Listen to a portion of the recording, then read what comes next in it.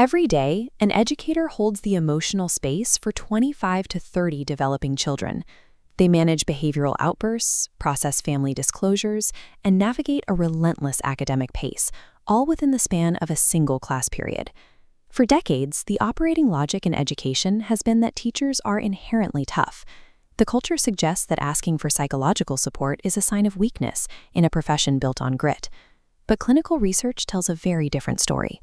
What looks like everyday stress is actually a high prevalence of secondary trauma. Looking at this side-by-side chart, the metrics are clear. Trauma loads for teachers and school counselors map almost identically to ER nurses and police officers.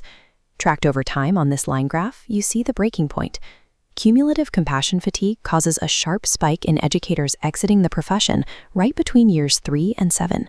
The districts that treat staff wellness as a core operational strategy rather than an afterthought are the ones that actually have fully staffed buildings in October. For an HR director or superintendent, educator burnout represents a fiscal leak in the district budget. The hard math of the status quo is that every time a teacher leaves due to burnout, it costs the district between $20,000 and $30,000 to recruit, onboard, and train a replacement. Districts are already paying a substantial premium for staff burnout. They are simply paying for it on the back end through reactive recruitment costs, instead of investing in proactive care. District administrators know there's a problem, and most try to address it by offering an employee assistance program. Yet, year after year, staff burnout remains consistently high. The failure of district-run EAPs comes down to structure. Staff inherently distrust the privacy of a program run by their employer, fearing that HR can perceive or track who is using it. Because of that perceived stigma and the fear of career repercussions, teachers completely avoid the service. The benefit exists on paper, but the people who need it won't touch it. Even if a teacher does reach out, they immediately hit the second structural failure of traditional EAPs, sitting on a waitlist for months just to get a single appointment. When a teacher is in an acute crisis, whether post-conflict or following a campus tragedy, delayed access forces them to navigate that trauma alone. By the time an appointment opens up, they have often already submitted their resignation. This matrix highlights the modern alternative. On the right, MentalSpace School's teletherapy fixes the friction points of legacy EAPs. Strict HIPAA and FERPA compliance guarantees administrators never see usage data, eliminating visibility fears. Months-long waits are also erased, guaranteeing same-day appointment availability. In practice, this zero-friction implementation means a teacher can open their phone and schedule a session before school starts, during a prep period, or right after the final bell. Removing long waits and visibility fears turns therapy into a high-utilization retention tool rather than an ignored benefit. Bringing in a new third-party vendor prompts an immediate question from any budget-conscious school board member. How much does this cost up front? Looking at this side-by-side comparison, we place the required proactive care investment on the left, between $2,000 and $5,000 per teacher annually. Contrast that directly against the $30,000 cost of a single staff exit. The return on investment is immediate. But this financial math only holds up if the vendor can seamlessly integrate with the district's existing commercial insurance network. MentalSpace School is already in network with all major commercial plans, meaning it integrates directly with Blue Cross Blue Shield, Cigna, Aetna, United Healthcare, and Humana.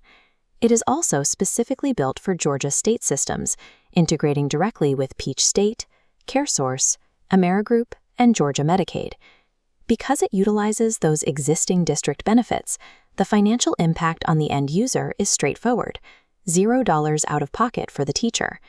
The service also scales to cover specialized applications, providing dedicated group support for departments navigating sudden turnover or recovering from a recent campus tragedy. Across partner districts, the operational outcomes are thoroughly documented: an 89% improvement in attendance and a 92% reduction in clinical anxiety.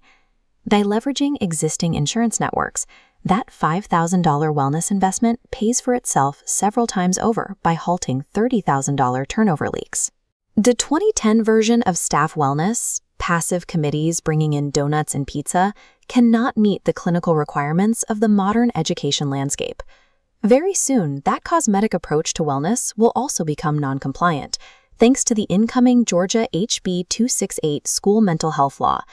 Administrators have a strict deadline of July 2026 to ensure their districts fully meet the compliance standards of HB 268. As leaders evaluate wellness vendors, this scorecard provides a framework.